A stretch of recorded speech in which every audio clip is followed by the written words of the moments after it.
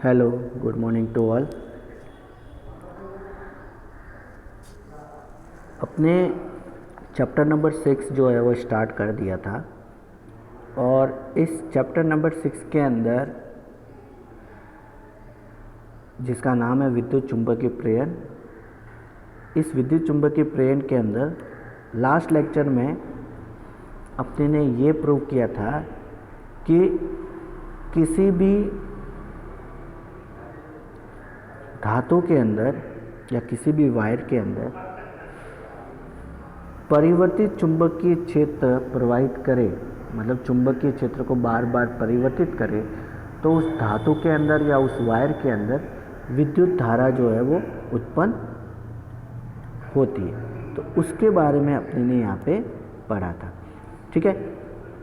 तो उसमें अपने ने क्या पढ़ा था कि परिवर्तित चुंबकीय क्षेत्र द्वारा अपने विद्युत वाहक बल या विद्युत धारा उत्पन्न कर सकते, इसी घटना को विद्युत चुंबकीय प्रेरण कहते हैं। अब आज जो है वैज्ञानिक फैराडे ने कुछ 2 नियम दिए थे, इन 2 नियम के बारे में पढ़ेंगे जिसको बोलते हैं फैराडे के विद्युत चुंबकीय प्रेरण के नियम।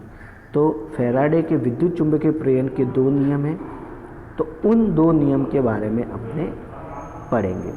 तो लास्ट लेक्चर में अपने ने एक चुंबकीय फ्लक्स के बारे में पढ़ा था, ठीक है। तो चुंबकीय फ्लक्स क्या होता है उसके बारे में सबसे पहले समझते हैं। तो यहाँ पे देखो, चुंबकीय फ्लक्स का मतलब क्या होता है कि जैसे मान लो कि मेरे पास में कोई भी प्लेट है, ठीक है। अब इस प्लेट का क्षेत्रफल उसके लंबवत होता है a, बराबर। अब इस प्लेट के अंदर से विद्युत धारा चुंबकीय क्षेत्र प्रवाहित हो रहा है, तो चुंबकीय क्षेत्र की दिशा है b।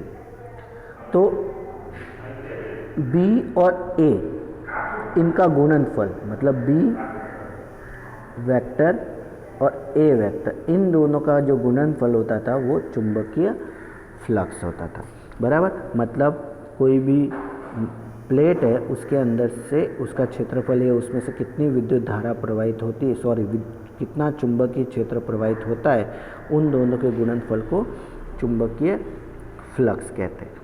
तो फैराडे का पहला नियम क्या कहता है कि जो अपने ने लास्ट लेक्चर के अंदर जो प्रयोग पढ़े थे, उसी प्रयोग से ये फैराडे के नियम जो है वो बने।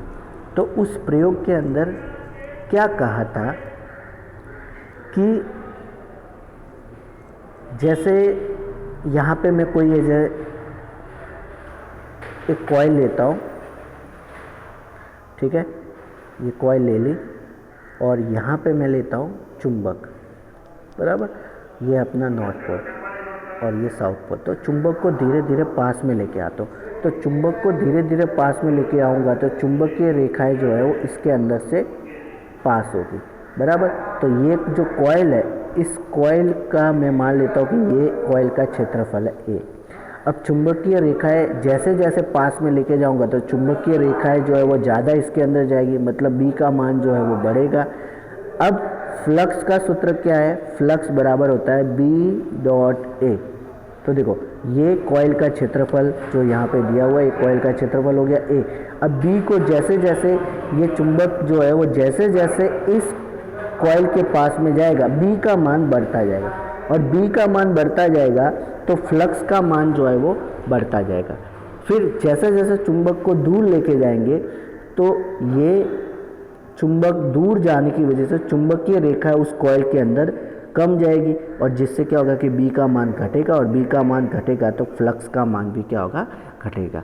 तो कहने का मतलब ये है कि जब इस चुंबक को इस कॉइल के पास में लेके जाते हैं तो जैसे जैसे चुंबक उस कॉइल के पास में धीरे धीरे आता है तो चुंबकीय फ्लक्स का मान धीरे धीरे धीरे समय के साथ में बढ़ता जाता है, बराबर।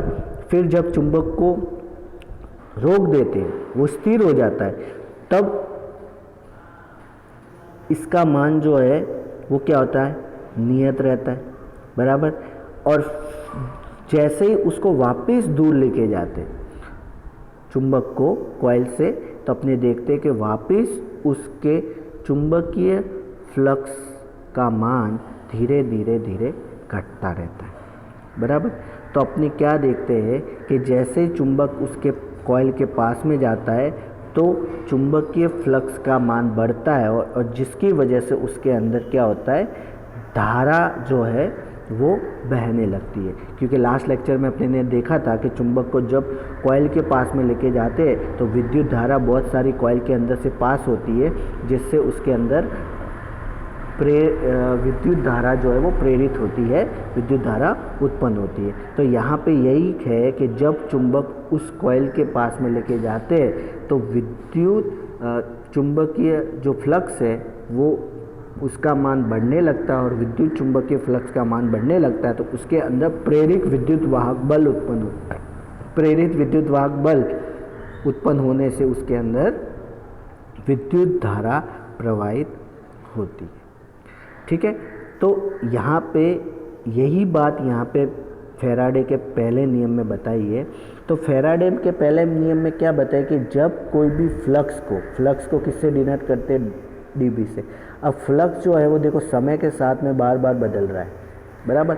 जब फ्लक्स चुंबक को कॉइल के पास में लेके जाते हैं तो फ्लक्स बढ़ता है, फिर कॉइल से दूर लेके जाते हैं तो फ्लक्स घटता है, मतलब समय के सापेक्ष फ्लक्स जो है बदलता रहता है। तो जब कोई भी चुंबकीय फ्लक्स समय के सापेक्ष परिवर्तित करते हैं तो वो विद्युत वाहक बल के बराबर होता है। ये पहला नियम कहना चाह रहा है। अब विद्युत वाहक बल का मतलब क्या होता है? विद्युत वाहक बल का मतलब वही होता है कि जैसे देखो कोई कॉइल होती है तो कॉइल के अंदर क्या होते हैं, आवेश होते, आवेश होते। तो आवेश मतलब क्या होता है, ई होता है। ई को एक जगह से दूसरी जगह भेजने के लिए क्या लगाना पड़ेगा, बल लगाना पड़ेगा, ठीक है। तो इस ई को एक जगह से दूसरी जगह लेके जाने के लिए बल लगाना पड़ेगा, और जब ई आवेश एक जगह से दूसरी जगह गति करेगा तो क्या उत्पन्न होगा, करंट, विद्युत धारा उत्पन्न होगी।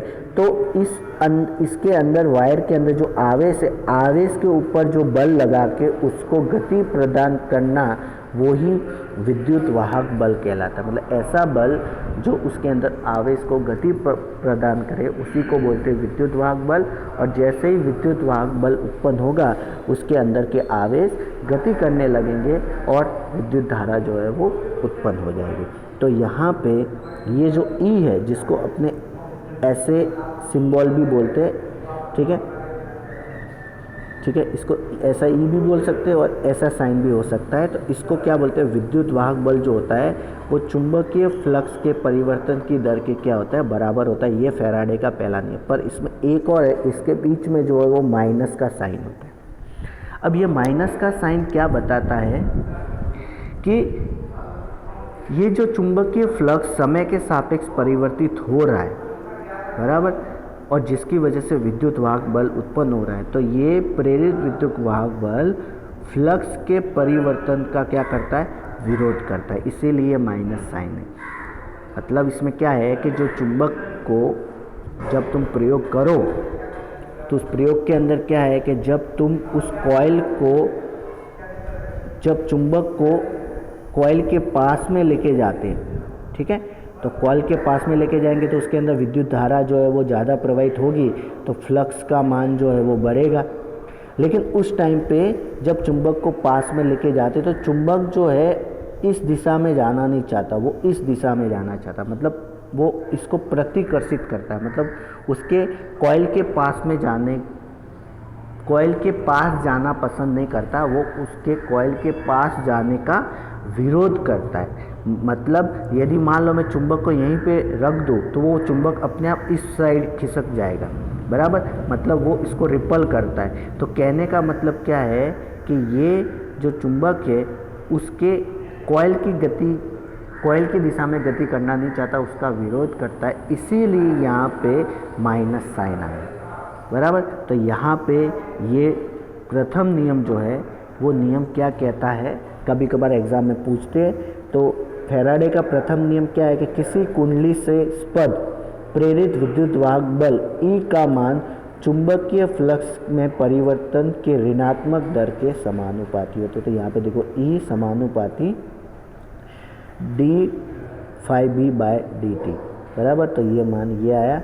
मतलब तुम ऐसा भी बोल सकते कि चुंबकीय फ्लक्स में परिवर्तन की दर बराबर, या तुम ऐसा बोल सकते हो चुंबकीय फ्लक्स में परिवर्तन की ऋणात्मक दर उस कुंडली के प्रेरित विद्युत वाहक बल के बराबर होती है बराबर। और इसमें यहाँ पे माइनस साइन का मतलब बताया है कि प्रेरित विद्युत वाहक बल फ्लक्स के परिवर्तन का विरोध करता है, ठीक है। और इसका मात्रक क्या होगा, तो देखो यहाँ पे प्रेरित विद्युत वाहक बल तो क्या होता है, वोल्ट में होता है। हमेशा अपने ने पढ़ा है, लास्ट लेक्चर में भी पढ़ा है, चैप्टर नंबर 3-4 में भी पढ़ा है। तो विद्युत वाहक बल का मान तो होता है वोल्ट, ठीक है। और अब इसके अंदर पूरा जो मान होगा फ्लक्स अपॉन टी, ठीक है। फ्लक्स का मान अपने को पता है वेबर पर सेकंड, मतलब वोल्ट ही हो गया, ठीक है। अब मान लो कि इसके अंदर n कुंडली है, n नंबर ऑफ फेरे है, तो इसका मान, तो इसके अंदर n फेरे है, तो इसका मान कितना हो जाएगा, तो E बराबर -d∅/dt तो था ही। अब ये विद्युत फ्लक्स है तो B लगा देंगे और इसके आगे क्या लिख देंगे, n लिख देंगे, मतलब n नंबर ऑफ फेरे जो है वो हो जाएगा। तो ये गति का पहला नियम हो गया, ठीक है। अब गति का दूसरा नियम क्या है, वो बहुत ही सिंपल है, जो अभी अपने ने यहाँ पर डिस्कस, अब अपने डिस्कस करेंगे गति के दूसरे नियम के बारे में। गति का दूसरा नियम गति के प्रथम नियम से ही उत्पन्न हुआ है। अब गति का दूसरा नियम जो है, जिसको अपने लेंज का नियम भी कहते हैं। अब गति का दूसरा नियम ये है कि किसी परिपथ में प्रेरित विद्युत वाहक बल, मतलब E, या आपने बोल सकते हैं विद्युत धारा I, तो किसी परिपथ में विद्युत वाहक बल E या प्रेरित धारा की दिशा सदैव ऐसी होती है कि यह उसका विरोध करती है, जिससे वह स्वयं उत्पन्न हो, उसे लेंज का नियम कहते हैं। किताब के अंदर भी लेंज का नियम या ऊर्जा संरक्षण का नियम यहाँ पे बताया हुआ है। अब इसके अंदर क्या दिया हुआ है ऐसा, ठीक है। तो यहाँ पे इस कॉन्सेप्ट को अपने समझते हैं कि लेंज का नियम क्या होता है और ये सब चीज़ें क्या होती है। तो देखो, सबसे पहले मैं तुमको एक उदाहरण बताता हूँ कि यहाँ पे ऊर्जा संरक्षण का नियम कैसे हो रहा है। तो देखो, जैसे मान लेते हैं कि मेरे पास में एक कॉइल है, ठीक है, और यहाँ पे मैग्नेट है N और S।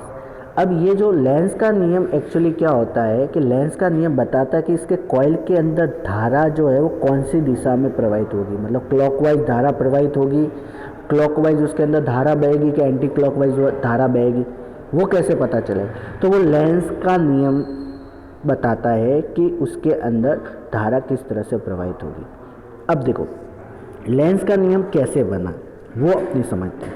तो देखो, ये जैसे कि मेरे पास में कॉइल है, अब इसके अंदर धारा नहीं है क्योंकि NS जो है, चुंबक जो है वो स्थिर है। जैसे जैसे चुंबक को पास में लेके जाएंगे तो उसकी विद्युत इसकी चुंबकीय रेखा बहुत सारी इसके अंदर जाएगी। चुंबकीय रेखा अंदर जाएगी तो चुंबकीय फ्लक्स का मान बढ़ेगा, चुंबकीय फ्लक्स का मान बढ़ेगा तो विद्युत धारा का मान बढ़ेगा, विद्युत धारा का मान बढ़ेगा तो करंट का मान भी क्या होगा, बढ़ेगा। क्यों? क्योंकि बहुत सारी विद्युत चुंबकीय रेखा अंदर जा रही है तो फ्लक्स का मान बढ़ेगा, फ्लक्स का मान बढ़ेगा तो विद्युत वाहक बल का मान बढ़ेगा, विद्युत वाहक बल का मान बढ़ेगा तो करंट का मान बढ़ेगा।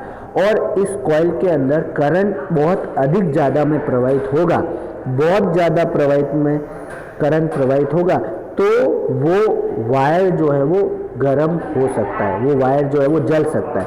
कैसे कि अपने ने 10वीं क्लास के अंदर एक सूत्र पढ़ा था और वो सूत्र क्या था, H बराबर I स्क्वायर RT, ये तुमने पढ़ा होगा, उष्मा का नियम था।